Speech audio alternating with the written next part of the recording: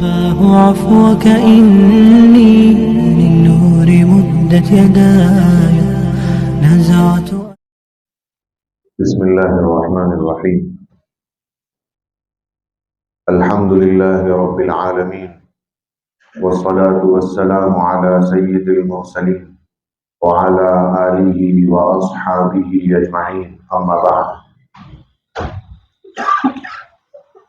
عن النبي صلى الله عليه وسلم أنه قال: اتق المحارم تكن أعبد الناس، وارض بما قسم الله لك تكن أغنى الناس، وأحسن إلى جارك تكن مؤمنا، وأحب للناس ما تحب لنفسك تكن مسلما، ولا تكثر الضحك فإن كثرة الضحك تميت القلب، أو كما قال النبي صلى الله عليه وسلم.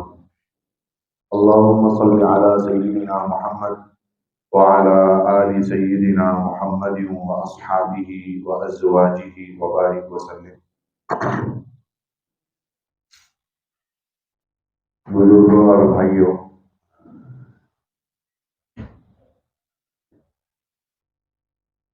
ایک حدیث پیش کی تھی جس کا ایک ٹکڑا پچھلے 3 دنوں سے چل رہا تھا، جس کا ترجمہ یہ ہے کہ بڑے بڑے گناہوں سے بچ جاؤ، تم لوگوں میں سب سے بڑے عبادت گزار بن جاؤ گے۔ اس کی پوری تفصیل آپ کی خدمت میں پیش کی کہ 17 گناہ کون کون سے ہیں، بڑے کون سے ہیں، اور اس کی کیا وعیدیں قرآن اور حدیث میں آئی ہیں۔ آج آپ کی خدمت میں دوسری 4 نصیحتیں جو حضرت ابو ہریرہ رضی اللہ تعالیٰ عنہ کو نبی کریم صلی اللہ علیہ وسلم نے کی تھی، اور تاکید کی تھی کہ عمل کرنا ہے اور پھر لوگوں تک پہنچانا ہے، یہ بھی بتایا تھا۔ اس شرط کے ساتھ آپ نے گنوائی کی 5 نصیحتیں۔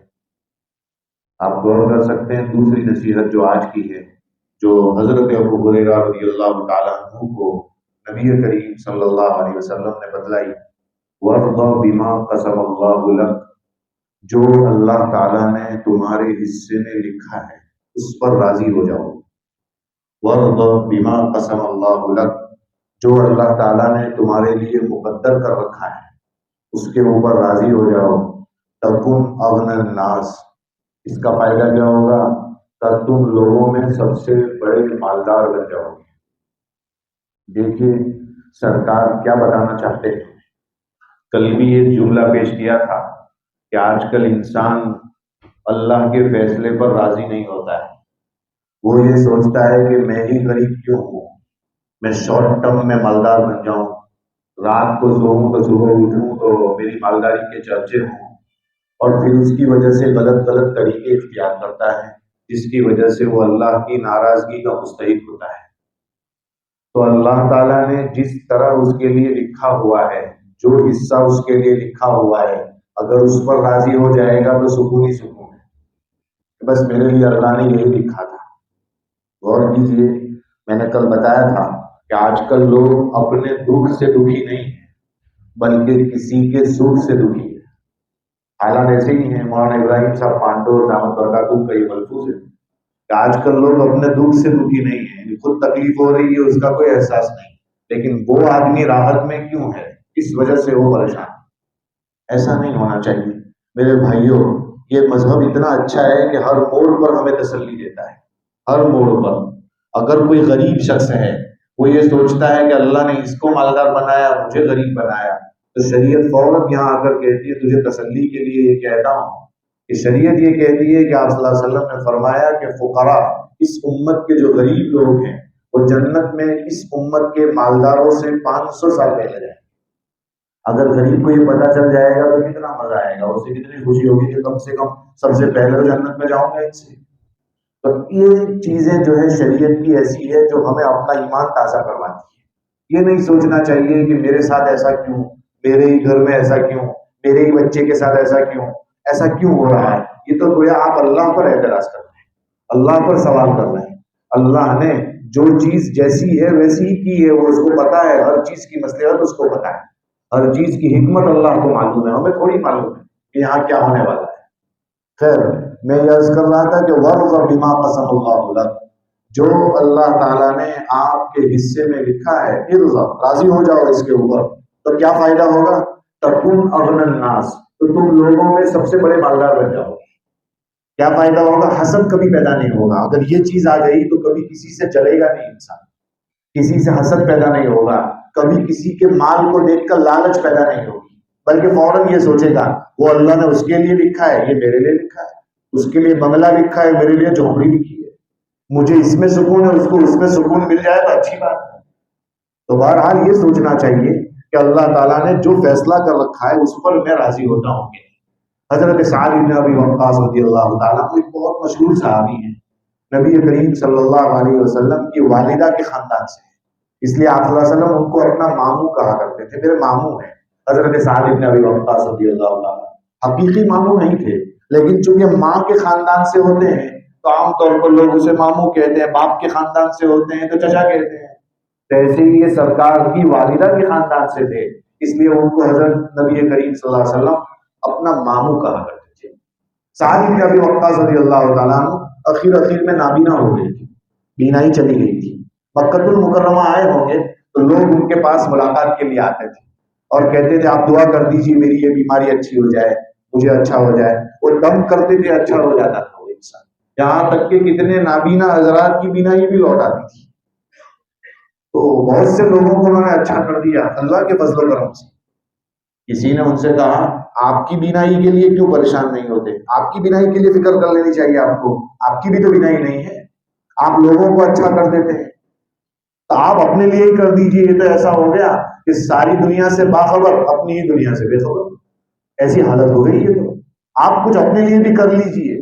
تو ٹھنڈی سانس بھری شیخ عوامہ کی کتاب ہے احادیث قدسیہ، اس میں ہے کہ انہوں نے بہت اچھا جملہ ارشاد فرمایا، فرمایا قضاء اللہ احب الی من رد البصر، مطلب یہ ہے کہ میں اس حالت میں رہوں جس حالت میں ابھی ہوں، یہ مجھے زیادہ پسند ہے کہ میری بینائی لوٹائے، اس سے زیادہ یہ پسند ہے کہ اللہ نے مجھے جس حال میں رکھا ہے میں اسی حال پر ہوں۔ دیکھیے اللہ کے فیصلے پر وہ راضی ہے، ہمیں چاہیے کہ ہم اللہ کے ہر فیصلے پر راضی رہیں، ہر معاملے پر راضی رہیں۔ اگر یہ چیز ہمارے اندر پیدا ہو گئی تو کبھی بھی کسی کے ذریعے سے تکلیف نہیں ہوگی، کسی کو دیکھ کر تکلیف نہیں ہوگی، کسی کا مال دیکھ کر تکلیف نہیں ہوگی، کسی کی نعمتیں دیکھ کر تکلیف نہیں ہوگی، اس لیے کہ خود یہ سوچ لیا کہ اللہ نے میرے حصے میں یہی لکھا تھا، میں اس پر راضی ہوں۔ یہ دوسری نصیحت ہے۔ تیسری نصیحت نبی کریم صلی اللہ علیہ وسلم نے حضرت ابو ہریرہ سے بتلائی، اور وہ کیا بتلائی؟ فرمایا کہ وَأَحْسِنْ إِلَىٰ جَارِكَ، اپنے پڑوسی کے ساتھ اچھا سلوک کرو۔ سننے کی بات ہے، اپنے پڑوسی کے ساتھ اچھا سلوک کرو تو کیا فائدہ ہوگا؟ تکن مؤمنا، تو تم کامل مومن بن جاؤ گے، مکمل مومن بن جاؤ گے۔ معلوم ہوا پڑوسی کے ساتھ اچھا سلوک نہیں کریں گے تو مومن کامل نہیں ہوں گے، ناقص ہوں گے، ادھورے مومن ہوں گے، ہمارا ایمان بھی ادھورا ہوگا۔ دیکھیے قرآن اور حدیث میں جہاں جہاں پڑوسی کا تذکرہ آیا ہے، اس کے لیے لفظ آتا ہے الجار والجار الجنوبی، قرآن کریم میں جار کا لفظ آتا ہے، جار مانا پڑوسی۔ جہاں جہاں قرآن میں پڑوسی کا تذکرہ آیا ہے وہاں وہاں آپ دیکھیے کہیں بھی مسلمان کی قید نہیں ہے، یعنی یہ ضرور ایسا کہیں بھی نہیں ہے کہ مسلمان پڑوسی کے ساتھ اچھا سلوک کرو، ایسا نہیں، بلکہ مطلق پڑوسی کے ساتھ۔ اس سے علماء نے 3 طرح کے پڑوسی نکالے۔ ایک پڑوسی تو یہ ہے کہ اپنے بازو میں ہے، رشتہ دار نہیں ہے، صرف مسلمان ہے، اور ایک پڑوسی وہ ہے مسلمان بھی ہے اور رشتہ دار بھی ہے، دوسری طرح کا پڑوسی۔ اور تیسرا پڑوسی وہ بتایا مسلمان بھی نہیں ہے، رشتہ دار بھی نہیں ہے، لیکن غیر مسلم ہے، لیکن پھر بھی پڑوسی ہے۔ فرمایا تینوں کو حق ادا کرنا ہے، لیکن غور کیجیے جو مسلمان بھی ہے اور رشتہ دار بھی ہے اس کا حق سب سے زیادہ ہے، اس لیے کہ مسلمان ہونے کا حق، پڑوسی ہونے کا حق اور رشتہ دار ہونے کا حق، یہ 3 حق اس کے ساتھ لگ جائیں گے تو اس کے اوپر 3 حق لاگو ہوں گے، اور وہ اس کا حق ادا کرے گا تو 3 حق کا ثواب اسے ملے گا۔ اور اگر رشتہ دار نہیں ہے، مسلمان ہے، تو پڑوسی ہونے کا حق تو ہے ہی ہے، اور اس کے ساتھ ساتھ مسلمان بھی ہے تو اور 2 حق کا اس کو ثواب ملے گا۔ اور اگر مسلمان بھی نہیں ہے، رشتہ دار بھی نہیں ہے، صرف پڑوسی ہے، چاہے یہودی ہو، چاہے کرسچن ہو، چاہے ہندو ہو، چاہے کوئی بھی مذہب کا ہو، غیر مسلم ہے، تو بھی اس کا حق ادا کرنے کو کہا ہے۔ نبی کریم صلی اللہ علیہ وسلم یہ بتلانا چاہتے ہیں مطلق پڑوسی کا احترام کرو، پڑوسی کو عزت دو، پڑوسی کے ساتھ اچھا سلوک کرو۔ مستدرک حاکم حدیث کی بہت معتبر کتاب ہے، اس کے اندر 8 حقوق بتائے ہیں پڑوسی، 7 سے 8 حقوق بتائے ہیں. اس میں بہت سارے حقوق ہیں. مثلا پڑوسی بیمار پڑ جائے تو اس کی عیادت کرنے بھی جانا چاہیے. ہمارے یہاں تو مسئلہ ہی ٹیڑھا ہے. بازو میں کوئی بیمار ہو جاتا ہے تو کہتے ہیں اچھا وہی بیمار ہوا، تو زیادہ ہو جائے تو اچھا ہے. ہم لوگ ایسا سوچتے ہیں. زیادہ ایسا نہیں سوچنا چاہیے. دیکھیے آپ کو معلوم ہے کسی مسلمان کی یا کسی کی بیمار پرسی کرنے جانا، صرف جا کر اتنا پوچھنا آپ کیسے ہیں، آپ کی طبیعت کیسی ہے، اللہ تعالیٰ آپ کو شفا دے دے، اتنا کہہ کر اگر آپ چلے آئے اس کے پاس تو کہتے ہیں کیا ہوگا پتا ہے آپ کو؟ حدیث شریف میں آتا ہے 70,000 فرشتے اس کے لیے مغفرت کی دعا کرتے ہیں. 70,000 فرشتے، صرف اتنا ہی کرنا ہے. لیکن اس کے لیے بھی ہمارے پاس، چونکہ ہم کو فرشتوں کی دعا کی ضرورت ہی نہیں ہے، سر جاتے ہی نہیں ہیں ہم کسی کے پاس، ایک بیمار کرسی کرنے نہیں جا سکتے. 70,000 فرشتے اس کے لیے دعا کرتے ہیں. آپ انداز لگا سکتے ہیں بیمار کرسی کرنے کا کتنا فائدہ ہے. لیکن آج کل یہ چیز نہیں ہے ہمارے پاس، بہت دور ہے. خیر، کیا علماء نے یہ بھی لکھا ہے کہ ٹھنڈی کے موسم میں کب جاؤ اور گرمی کے موسم میں کب جاؤ، یہ بھی لکھا ہے. آپ کو معلوم ہے گرمی کے موسم میں دن لمبا ہوتا ہے اور رات چھوٹی ہوتی ہے، اور ٹھنڈی کے موسم میں دن چھوٹا ہوتا ہے، رات بڑی لمبی ہوتی ہے. علماء نے لکھا 70,000 فرشتے اس کے لیے، صبح میں گیا تو شام تک مغفرت کی دعا کرتے ہیں نا، اور شام کو گیا تو صبح تک مغفرت کی دعا کرتے ہیں. بہتر ہے کہ اگر گرمی کے ایام چل رہے ہوں اور اگر آپ کسی کی بیمار کرسی کرنے جائیں تو فجر بعد چلے جانا چاہیے، صبح جانا چاہیے، تاکہ دن لمبا ہے تو لمبے دن تک فرشتے اس کے لیے مغفرت کی دعا کریں. اور اگر ٹھنڈی کے موسم میں جائیں تو اس کو چاہیے کہ مغرب کے بعد جائیں تاکہ رات لمبی ملے گی، تو لمبا وقت فرشتے اس کے لیے کیا کریں گے؟ مغفرت کی دعا کریں گے. لیکن ہم فکر کریں تو پڑوسی کے حقوق میں یہ بھی ہے، اس کے یہاں اچھی گاڑی آ جائے تو اس کو مبارکباد دینی چاہیے، اس کے گھر میں کوئی اچھی نعمت آ جائے تو مبارکباد دینی چاہیے، اس کے یہاں کوئی مصیبت آ جائے تو جا کر تسلی دینی چاہیے. یہ سب حقوق ہیں پڑوسی کے.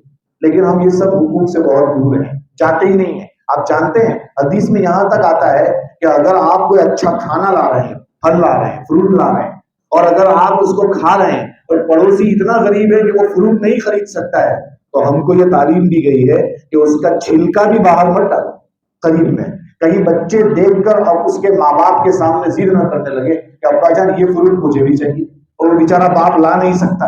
دیکھو شریعت یہاں تک کی رعایت کر رہی ہے کہ پڑوسی کے ساتھ ایسے سلوک کرو کہ چھلکے بالکل چھوٹی جگہ پر ڈسٹ بین میں، کچرے کے ڈبے میں ڈالو تاکہ کسی بچے کی نظر اس کے اوپر نہ پڑ جائے، ورنہ پھر پڑوسی کو تکلیف ہوگی. اس لیے فرمایا پڑوسی کے ساتھ اچھا سلوک کرو. ہمارے استاد محترم ایک قصہ سنایا کرتے تھے، مولانا ذوالفقار صاحب نروری رحمۃ اللہ علیہ. وہ بتاتے تھے کہ ایک بار برطانیہ گیا، میں لندن گیا تو ایک دوست کے یہاں، ایک تعلق والے کے یہاں سحری تھی، سحری کی دعوت تھی. پہنچا وہاں، جب دعوت کھانے کے لیے بیٹھا تو انہوں نے پانی سے لے کر ہر چیز، پیپر گلاس، پیپر پلیٹ، سب چیز پیپر پلیٹ میں پیش کی، پیپر کی سب چیزیں پیش کی. میں نے سوچا کہ اس بیوقوف کے پاس کیا جو ہے اسٹیل کا گلاس بھی نہیں ہے، کانچ کا گلاس بھی نہیں ہے، کانچ کے برتن بھی نہیں ہے، اسٹیل کے برتن بھی نہیں ہے، یہ مجھے سب پیپر پلیٹ پیش کر رہا ہے، پیپر گلاس پیش کر رہا ہے، کچھ نہیں ہے اس کے پاس. تو اس کا جواب بڑا اچھا تھا. اس سے پوچھ لیا آپ کے پاس کچھ ہے نہیں؟ اس نے کہا سب کچھ ہے حضرت، لیکن یہ صبح صبح کا وقت ہے اور ہم لوگ جہاں رہتے ہیں یہاں کمیونٹی مکس ہے، سب مکس لوگ رہتے ہیں. میرے اس طرف یہودی رہتا ہے، میرے اس طرف میں جو ہے کرسچن رہتا ہے. یہ لوگ تھوڑی روزہ رکھنے کے لیے اٹھتے ہیں، میں اٹھتا ہوں. اگر میں اٹھوں گا اور یہ کانچ کے برتن یا اسٹیل کے برتن استعمال کروں گا تو اس کی آواز اس کے کان میں جائے گی اور اس کی نیند خراب ہوگی. میں نہیں چاہتا کہ میرے اس برتن سے، جو میں نے کوئی احسان نہیں کیا ہے سحری کرنے کے لیے اٹھاؤں، کسی کی نیند میں خراب نہیں کر سکتا، کسی کو تکلیف نہیں دے سکتا ہوں. اس لیے یہ پیپر کی چیزیں استعمال کر رہا ہوں تاکہ کم سے کم آواز آئے اور اڑوس پڑوس والے کو بالکل تکلیف نہیں ہونی چاہیے، اس لیے کہ ان کو میں کیوں تکلیف پہنچاؤں صبح کو. دیکھیے اتنی دور کی نظر ہے. آج کل پڑوسی ایسے مل جائیں تو بہت بڑی بات ہے. اچھے پڑوسی ملنا بھی نعمت ہے. جس کو دنیا میں صحیح پڑوسی مل جائے یہ اس کے لیے بہت بڑی نعمت ہے. اس لیے عبداللہ ابن مبارک رحمۃ اللہ علیہ کا ایک واقعہ، شیخ عائز القرنی بہت بڑے عالم ہیں، بہت بڑے اللہ والے ہیں، عرب کے بہت بڑے محقق ادیب ہیں. انہوں نے ایک قصہ ذکر کیا ہے کہ عبداللہ ابن مبارک رحمۃ اللہ علیہ بہت بڑے آدمی ہیں، امام بخاری رحمۃ اللہ علیہ کے استاذ ہیں اور امام ابو حنیفہ رحمۃ اللہ علیہ کے شاگرد ہیں. بہت بڑے آدمی ہیں عبداللہ ابن مبارک، سبق پڑھاتے تھے. اور پہلے کسی زمانے میں وہ اچھی لائن پر نہیں تھے، اللہ نے ان کی زندگی بدلی تو ان کے سبق میں تقریباً 30-40 ہزار طلبہ بیٹھتے تھے. اب سوچیں کتنا بڑا آدمی ہوگا. وہ سبق پڑھا کر آ رہے تھے تو گھر کے باہر انہوں نے کراؤڈ دیکھا، کراؤڈ پبلک دیکھی، شور دیکھا. جیسے ہم ابھی یہاں سے نکلے اور کسی گھر کے پاس 50-60 آدمی کھڑے ہوں تو فوراً سوال کریں گے بھائی کیا ہوا ہے، بہت پبلک جمع ہے، کوئی وجہ ہے، کچھ ہوا ہے. تو وہ ایسے ہی سبق پڑھا کر آ رہے تھے تو کراؤڈ دیکھا، بہت پبلک دیکھی، شور بہت ہو رہا ہے، کیا ہے؟ تو حضرت آپ کا پڑوسی جو ہے اس نے گھر بیچنے کے لیے نکالا ہے. تو گھر بیچنے کے لیے نکالا ہے تو حراجی ہو رہی ہے، لوگ چلا رہے ہیں اتنا پیسہ کتنے میں لوگے، کتنے میں لوگے، کتنے میں لوگے. تو عبداللہ بن مبارک عبداللہ نے پوچھا بھائی کتنے میں طے ہوا معاملہ؟ اب میرا پڑوسی ہے، یہودی تھا وہ پڑوسی، یاد رکھ. کہہ رہے ہیں کہ کتنے میں طے ہوا کا 10,000 درہم. اس زمانے میں وہی کرنسی تھی، اس زمانے کی کرنسی الگ ہے، وہ درہم کی بات کر رہا ہوں. 10,000 درہم طے ہوئے. کہا اچھا ٹھیک ہے. گئے وہاں. وہ جس آدمی نے یہ گھر لینے کے لیے تیار مطلب طے کیا تھا یہ گھر میں خریدوں گا، آخری بولی جس کے اوپر لگی تھی 10,000 کی، اس نے سوچا میں خرید لوں گا. وہ پہلے اندر کہا کہ میں پیسے دیتا ہوں لیکن ذرا میں دیکھنے تو آؤں گھر کیسا ہے، مجھے دیکھنا ہے گھر. گھر دیکھنے کے لیے اندر گیا. تو اندر گیا تو دیواروں کا کلر نکلا ہوا ہے اور دروازہ ٹوٹا ہوا ہے، کھڑکی ٹوٹی ہوئی ہے، سب خراب ہے، ایک دم پورا بنجر ہے. اس نے کہا آپ نے یہ گھر کی قیمت 10,000 لگائی، کچھ پتا ہے یہ گھر کی قیمت کیا آئے گی؟ تو اس نے بڑا اچھا جواب دیا. اس نے کہا بات تو آپ کی صحیح ہے، اس گھر کی وہ ویلیو تو نہیں ہے، لیکن جو 10,000 بولی کی پر قیمت جو لگائی گئی ہے وہ اس وجہ سے لگائی ہے کہ اس گھر کی قیمت تو 2,000 لیکن 8,000 جو آپ کے پڑوس میں عبداللہ ابن مبارک آنے والے ہیں اس کی قیمت لگائی ہے 8,000. سوچیے کیسے پڑوسی ہوگی کہ آپ کو ایسے پڑوسی ملنے والے ہیں. عبداللہ ابن مبارک کا اس کی قیمت 8,000 ہے. ابو الاسود دولی کہا کرتے تھے کہ میں نے گھر نہیں بیچا، میں نے پڑوسی بیچا. میں نے گھر نہیں بیچا، میں نے پڑوسی بیچا. کہا آپ کی جو قیمت لگائی ہے نا وہ اصل پڑوسی کی قیمت زیادہ ہے، ایسا پڑوسی کہاں ملے گا. خیر میں یہ ذکر کر رہا ہوں کہ عبداللہ ابن مبارک رحمۃ اللہ علیہ پھر اس پڑوسی کے پاس پہنچے اور کہا کیوں بیچ رہے ہو بھائی، کیوں بیچ رہے ہو؟ کہا میری لڑکی کی شادی ہے اور میرے پاس پیسے نہیں، میں نے سوچا یہ گھر بیچ دوں اور اس سے جو قیمت آئے گی بھائی بچی کی شادی کرا دو. عبداللہ ابن مبارک بہت بڑے بزنس مین بھی تھے، بہت بڑے تاجر تھے. جیب سے پورے 10,000 نکالے کہا یہ اپنی بیٹی کی شادی کر لینا لیکن آپ اس گھر کو چھوڑ کر مت جانا. غور کیجیے کیسا پڑوسی ایسا ہوتا ہے. ایسے لوگ ہوتے ہیں جو ایک دوسرے کی فکر کرتے ہیں. آج کل تو کسی کی اچھی چیز دیکھ لیتے ہیں تو گالیاں دیتے ہیں، اس کے پاس یہ کیوں آ گیا، یہ نہیں آنا چاہیے، یہ اتنی جگہ گھومنے کیوں جاتا ہے، یہ ادھر کیوں جاتا ہے. اور ہمارے اسلاف کی تاریخ تو دیکھو، سرکار کی تعلیم تو دیکھو. آج کل پڑوسیوں کے ساتھ بہت بے وفائی ہو رہی ہے. آپ نے وہ مشہور بات سنی ہوگی کہ جبرائیل مجھے تاکید کرتے رہے پڑوسی کے حق کے بارے میں، اتنی تاکید کی کہ ڈر تھا کہ کہیں اس کو وراثت میں حصہ نہ دینا پڑے. معلوم ہوا پڑوسی کا بہت بڑا حق ہے. خیر تو پڑوسی کے ساتھ اچھا سلوک کرو، کیا فائدہ ہوگا کہ تم کامل مومن بن جاؤ. آگے چلتے ہیں. اس کے بعد کا جملہ اس کے بعد ہے واحب للناس ما تحب لنفسک، اور لوگوں کے لیے وہ پسند کرو جو اپنے لیے پسند کرو. اس پر ایک آسان سی مثال دے دیتا ہوں. ایک آدمی صبح سے شام تک کام کرتا ہے، مزدور، چاہے وہ مدرسے میں کام کرتا ہو، چاہے وہ مدرسے میں پڑھاتا ہو، چاہے وہ مسجد کی مؤذن ہو مسجد کا، چاہے وہ مسجد کا امام ہو، چاہے وہ دنیا کی کسی نوکری کر رہا ہو، کوئی جاب کر رہا ہو. اگر شام کو اس کو پیسہ دینا ہے تو انسان جو پیسہ دے گا، چاہے وہ سیٹ ہو، چاہے وہ ٹرسٹی ہو، چاہے وہ پرنسپل ہو، چاہے وہ معتمد ہو، کوئی بھی ہو، جب وہ اپنی اس کی سیلری اس کو دے گا ایک دن کی، تو یہ سوچے کم سے کم کہ مزدور کو مزدوری جب دینے کا موقع آئے گا، اجرت دینے کا موقع آئے گا، سیلری دینے کا ٹائم آئے گا، تو آپ سوچو آپ کا بیٹا ہو تو آپ اس کو کتنا دیں، آپ خود ہو تو آپ کو کتنا ملنا چاہیے. آپ سوچو. اگر یہ سوچ لے گا کہ میں ہوتا تو میں اپنے بیٹے کو اتنا دیتا، اگر میرا بیٹا ہوتا تو اتنا دیتا، بس اتنا ہی اس کو بھی دو. اگر یہ سوچ لیا تو آپ کامل مسلمان بن جائیں. کیا کہہ رہا ہے حدیث، کیا کہہ رہی ہے؟ وَأَحِبَّ لِلنَّاسِ مَا تُحِبُّ لِنَفْسِكَ، لوگوں کے لیے وہ پسند کرو جو اپنے لیے کرتے ہو، اپنے لیے، اپنے بیٹوں کے لیے، اپنے گھر کے لیے. اگر یہ پسند کرتے ہیں کہ میرا بیٹا ہوتا تو آج کے دن کی مزدوری اس کو میں 2,000 روپے دیتا، تو بیٹے کے لیے 2,000 اور اس مزدور کے لیے 1,000 نہ، اس کو بھی 2,000 ملنا چاہیے. یہ شریعت کی تعلیم ہے. اگر ایک مہینے کی تنخواہ اس کو میرا بیٹا ہوتا تو 15,000 دیتا، تو پھر آپ اب اس آدمی کو 15,000 کیوں نہیں دے رہے ہیں؟ اس کو بھی 15,000 دینا چاہیے. یہی شریعت کی تعلیم ہے. وَأَحِبَّ لِلنَّاسِ مَا تُحِبُّ لِنَفْسِكَ، اپنے لیے جو پسند کرتے ہو وہ سب کے لیے پسند کرو، تو کیا فائدہ ہوگا؟ کامل مسلمان بن جاؤ گے، کامل مسلمان بن جاؤ گے۔ یہ چوتھی نصیحت ہوئی۔ اور پانچویں نصیحت، ولا تکثر الضحک، ہنسو مت زیادہ۔ کہتے ہیں نا، اگر کسی کے سامنے 3000 سال گرم کی ہوئی جہنم کی آگ ہو، وہ کیا ہنسے گا؟ اس کو ہنسی کیا آئے گی؟ ہمارے بہت سارے وہ نیک بزرگوں کے بارے میں ہے، بہت سارے اللہ والوں کے بارے میں ہے کہ وہ پوری زندگی ہنسے ہی نہیں، جب ان کو سمجھ آیا تب سے۔ کیوں نہیں ہنسے؟ کہا جہنم کی آگ نے مجھے ہنسوانا چھوڑ دیا۔ وہ آگ ہمارے سامنے، پتہ نہیں کیا ہوگا، انجام کے بعد ہی پتہ چلے گا، اینڈ آئے گا تبھی پتہ چلے گا میں کدھر جانے والا ہوں۔ ہنسنا منع، اس لیے قرآن میں ہے فَلْيَضْحَكُوا قَلِيلًا وَلْيَبْكُوا كَثِيرًا، کم ہنسو اور رو زیادہ۔ لیکن ہم نے رونا ہی چھوڑ دیا، ہم روتے ہی نہیں، ہمیں رونا ہی نہیں آتا۔ خیر، کثرت سے مت ہنسو، زیادہ مت ہنسو۔ کیوں؟ فَإِنَّ كَثْرَةَ الضَّحِكِ تُمِيتُ الْقَلْبَ، زیادہ ہنسنا دل کو مردہ کر دیتا ہے۔ اسی لیے ایک روایت، ایک حدیث، ایک قرآن کی آیت ہے کہ مَا لِهَٰذَا الْكِتَابِ، سورۃ کہف میں ہے، مَا لِهَٰذَا الْكِتَابِ لَا يُغَادِرُ صَغِيرَةً وَلَا كَبِيرَةً إِلَّا أَحْصَاهَا۔ اس آیت کا مطلب کیا ہے کہ یہ نامہ اعمال کو کیا ہو گیا کہ وہ چھوٹے گناہ بھی نہیں چھوڑ رہا ہے، بڑے گناہ بھی نہیں چھوڑ رہا، سب لکھے جا رہے ہیں، اس میں سب محفوظ ہو رہے ہیں۔ سوال ہوتا ہے صغیرہ گناہ کسے کہتے ہیں؟ تو عبداللہ ابن عباس رضی اللہ تعالیٰ عنہما سے پوچھا گیا، ایک تفسیر کی کتاب میں ہے، ان سے پوچھا گیا کہ صغیرہ سے مراد کیا ہے؟ کہ بے جا مسکرانا، بے موقع مسکرانا یہ صغیرہ گناہ ہے، اور بے موقع ہنسنا یہ کبیرہ گناہ ہے۔ اللہ حفاظت فرمائے۔ ہم تو اتنا ہنستے ہیں، ایسا لگتا ہے روتے ہی نہیں ہے کبھی۔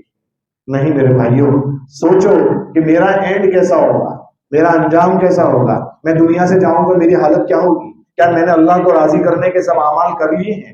کیا میں نے اپنے 6 فٹ کی باڈی پر نبی کریم صلی اللہ علیہ وسلم کی سنتوں کو اپنا لیا ہے؟ کیا میں سرکار کے طریقے کو پسند کر رہا ہوں؟ سرکار کی سنتوں سے محبت کرتا ہوں؟ اگر کرتا ہوں تو ٹھیک ہے، نہیں کرتا ہوں تو مجھے کرنا چاہیے، ورنہ اللہ کو کیا منہ دکھاؤں؟ خیر، 5 نصیحتیں ہو گئی، یہی آج ان 4 دنوں کا پیغام ہے جو آپ کے سامنے پیش کر رہا تھا کہ 5 نصیحتیں۔ ابو ہریرہ سے کہا تھا کون مجھ سے یہ چند کلمات لے گا، تو ابو ہریرہ نے کہا میں لے لوں گا اللہ کے رسول۔ پھر یہ کہا تھا اس پر عمل بھی کرنا ہے، اور عمل کے ساتھ ساتھ لوگوں تک پہنچانا ہے جو اس پر عمل کرے۔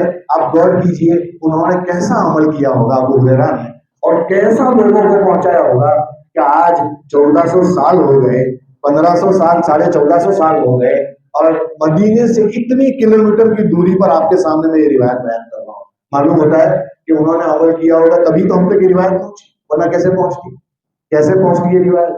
معلوم ہوا انہوں نے عمل کیا تھا اور انہوں نے لوگوں تک پہنچایا۔ تو ان 5 نصیحتوں پر عمل کرنا ہے۔ سب سے پہلی نصیحت، بڑے بڑے گناہوں سے بچ جاؤ تو تم دنیا میں سب سے بڑے عبادت گزار بن جاؤ گے۔ دوسری نصیحت، جو اللہ نے آپ کے حصے میں لکھا ہے اس پر راضی ہو جاؤ تو تم لوگوں میں سب سے بڑے مالدار بن جاؤ گے۔ تیسری نصیحت، اپنے پڑوسی کے ساتھ اچھا سلوک کرو تو تم کامل مومن بن جاؤ گے۔ چوتھی نصیحت جو ہے، اپنے لیے جو پسند کرتے ہو وہ لوگوں کے لیے پسند کرو، اگر یہ کر لو گے تو تم کامل مسلمان بن جاؤ گے۔ اور پھر آخری نصیحت یہ فرمائی، زیادہ ہنسو مت، اس لیے کہ زیادہ ہنسنا دل کو مردہ کر دیتا ہے۔ ان نصیحتوں پر سب سے پہلے مجھے اللہ تعالیٰ عمل کرنے کی توفیق عطا فرمائے، ہم سب کو ان نصیحتوں پر عمل کرنے کی توفیق عطا فرمائے۔ اس سے جو پیغام نکلتا ہے وہ پیغام پر ہم خود بھی عمل کریں اور ہم لوگوں تک پہنچا سکیں، ایسا اللہ تعالیٰ ہمیں جذبہ نصیب فرمائے۔ اللہ تعالیٰ ان باتوں پر ہم سب کو عمل کرنے کی توفیق عطا فرمائے، آمین۔ وآخر دعوانا ان الحمد للہ رب العالمین۔ سبحان اللہ وبحمدہ، سبحانک اللہم وبحمدک، ونشہد ان لا الہ الا انت، نستغفرک۔ اللهم صل على سيدنا محمد وعلى آل سيدنا محمد وبارك وسلم۔ ربنا آتنا في الدنيا حسنة وفي الآخرة حسنة وقنا عذاب النار۔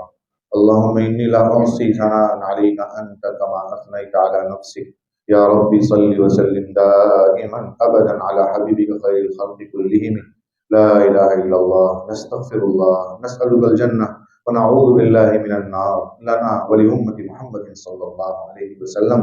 اللهم اغفر لنا ذنوبنا كلها، دقها وجلها وسرها وعلانيتها وأولها وآخرها وظاهرها وباطنها۔ اللهم إنا نتوب إليك من المعاصي كلها لا نرجع إليها أبدا۔ اللهم إنا نتوب إليك من المعاصي كلها لا نرجع إليها أبدا. اللهم إنا نتوب إليك من المعاصي كلها لا نرجع إليها أبدا. رب ارحمهما كما ربياني صغيرا. رب ارحمهما كما ربياني صغيرا. اللهم زدنا ولا تنقصنا وأكرمنا ولا تهنا وأعطنا ولا تحرمنا وآثرنا ولا تؤثر علينا. اللهم إنا نسألك رضاك والجنة ونعوذ بك من سخطك وغضبك والنار. اللهم سلمنا لرمضان وسلم رمضان لنا وتسلمه منا متقبلا. اللهم سلمنا لرمضان وسلم رمضان لنا وتسلمه منا متقبلا. یا اللہ ہمارے گناہوں کو معاف فرما، خطاؤں سے درگزر فرما. بہت بڑے مجرم ہیں، بہت بڑے خطا کار ہیں، بہت بڑے ریاکار ہیں، بہت بڑے سیاہ کار ہیں. یا اللہ زندگی کا اکثر و بیشتر حصہ تیری نافرمانیوں میں گزار دیا ہے. یا اللہ کوئی گھڑی ایسی نہیں ہے، کوئی لمحہ ایسا نہیں ہے. یا اللہ تو نے اپنے فضل سے رمضان دیا تھا. یا اللہ نصف رمضان ہونے کو ہے، ہمیں ڈر لگتا ہے کہ پتہ نہیں ہماری مغفرت ہوئی ہے یا نہیں. یا اللہ رحمت کا اشرہ چلا گیا. یا اللہ تیرے نیک بندوں نے مغفرت کروا لی ہوگی. دوسرا اشرہ مغفرت کا ہے، ہمیں پتہ نہیں ہمارا نام مغفرت ہو چکی ہے کہ نہیں، ہمارے حصے میں آ چکی ہے کہ نہیں. یا اللہ تو ہمیں محروم نہ فرما. یا اللہ تو ہمیں محروم نہ فرما. یا اللہ تو ہمیں محروم نہ فرما. یا اللہ تو نے کسی کو محروم نہیں کیا ہے. یا اللہ تو ہمیں محروم نہ فرما. در در کی ٹھوکریں کھا کر تیرے در پر آئے ہیں، تیرے در سے دھتکار دیے گئے تو کہاں جائیں گے. یا اللہ ویسے ہی دنیا ہمارے اوپر ایسے ٹوٹی ہوئی ہے جیسے بھوکے پیالوں پر ٹوٹ پڑتے ہیں. یا اللہ ہر طرف مسلمان پریشان ہے، ہر طرف مسلمان پریشان ہے، جہاں دیکھو وہاں پریشان ہے. یا اللہ مسلمانوں کا کوئی قصور نہیں ہے، صرف قصور اتنا ہے کہ تیرا نام لیتے ہیں، صرف قصور اتنا ہے کہ تیرے محبوب کا نام لیتے ہیں. یا اللہ یا اللہ یا اللہ اس نسبت کا لاج رکھتے ہوئے یا اللہ ہم سب کی مغفرت فرما. یا اللہ ہم سب کی مغفرت فرما دے.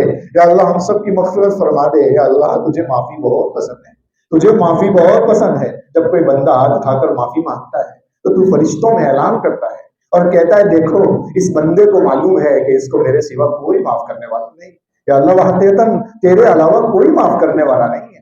سب کے دروازے بند ہو جاتے ہیں، تیرا ہی در کھلا رہتا ہے. یا اللہ تیرا ہی در کھلا رہتا ہے.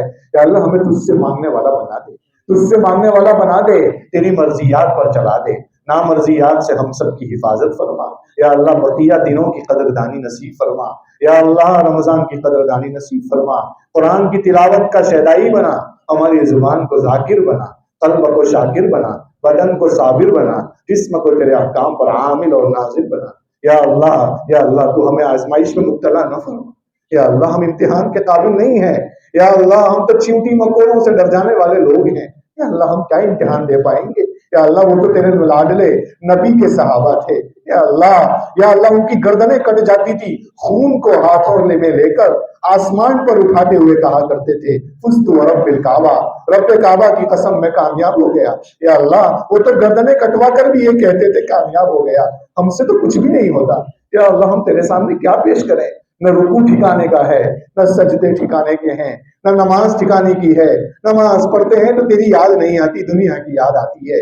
ہر وقت ذہن گھومتا رہتا ہے. تیرے سامنے کیا پیش کریں. تلاوت بھی دکھلاوے کی کرتے ہیں، کچھ نہیں ہے ہمارے پاس. یا اللہ کیا پیش کر سکتے ہیں. یا اللہ ہم تیرے سامنے حضرت حمزہ کے کٹے ہوئے ٹکڑے پیش کرتے ہیں. یا اللہ اس کے بدلے میں ہم سب کی مغفرت فرما دے. یا اللہ ہم تیرے سامنے حضرت حنظلہ کی شہادت پیش کرتے ہیں.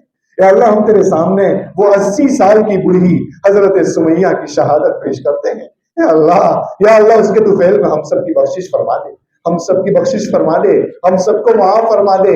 یا اللہ ہمارے شعور میں پتہ نہیں کتنے رمضان چلے گئے، پتہ نہیں ہم نے اپنی بخشش کروائی کہ نہیں، لیکن یا اللہ یہ رمضان چل رہا ہے. بہت سارے ہمارے بھائی پچھلے سال ہمارے ساتھ تھے، آج نہیں ہیں. یا اللہ ہم نے تو سنا ہے خوش نصیب لوگوں کو رمضان ملا کرتا ہے.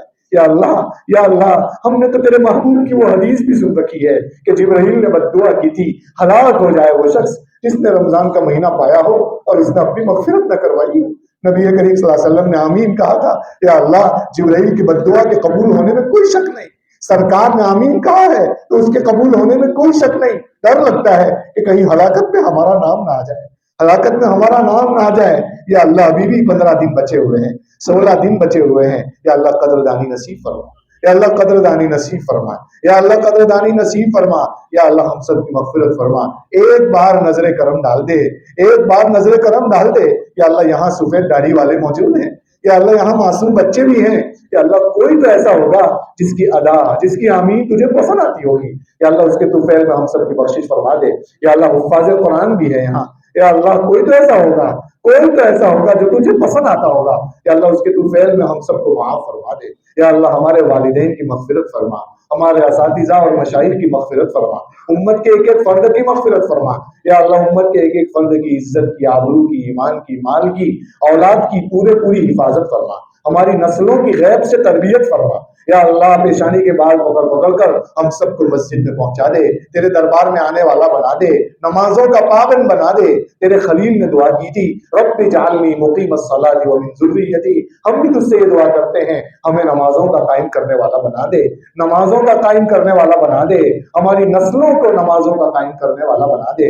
یا اللہ ہمارے والدین کی تمام جائز تمناؤں کو پورا فرما۔ یا اللہ ہمارے علاقے میں، بستی میں بہت سارے لوگ بیمار ہیں، امت مسلمہ میں پتہ نہیں کون کیسی کیسی بیماریوں سے سسک رہا ہے، عجیب بیماریاں نکلی ہوئی ہے، لوگ پریشان ہیں، روزانہ دوائیاں کھا رہے ہیں۔ یا اللہ سبھی کو شفائے کاملہ عاجلہ دائمہ مستمرہ نصیب فرما۔ یا اللہ جو دنیا سے چلے گئے ہیں ان کی قبروں کو نور سے منور فرما، جنت الفردوس میں اعلیٰ اور بالا مقام نصیب فرما۔ بہت سارے بزرگان دین ماضی قریب میں چلے گئے، یا اللہ بزرگ چلے جاتے ہیں، اللہ والے چلے جاتے ہیں، ان کے پیروں تلے جو فتنے دبے ہوتے ہیں وہ نکل آتے ہیں۔ یا اللہ ہمیں فتنوں میں مبتلا نہ فرما، یا اللہ ان کا نعم البدل نصیب فرما، ان کا نعم البدل نصیب فرما، یا اللہ ان کا نعم البدل نصیب فرما جو بزرگان دین حیات ہیں۔ یا اللہ جیسے حضرت مولانا قمر الزمان صاحب، مفتی احمد صاحب، یا اللہ ان کی عمر میں برکتیں نازل فرما۔ یا اللہ ان کا سایہ تادیر ہم پر قائم و دائم فرما، ان کا سایہ تادیر ہم پر قائم و دائم فرما۔ یا اللہ ہم سب کی مغفرت فرما، میدان محشر کی رسوائیوں سے بچا لے، قبر کے سوالات یا اللہ آسان فرما دے، قبر کی تنگیوں سے حفاظت فرما۔ یا اللہ موت سے پہلے موت کی تیاری نصیب فرما، نام اعمال داہنے ہاتھ میں نصیب فرما۔ یا اللہ نبی کریم صلی اللہ علیہ وسلم کے ہاتھوں جام کوثر نصیب فرما۔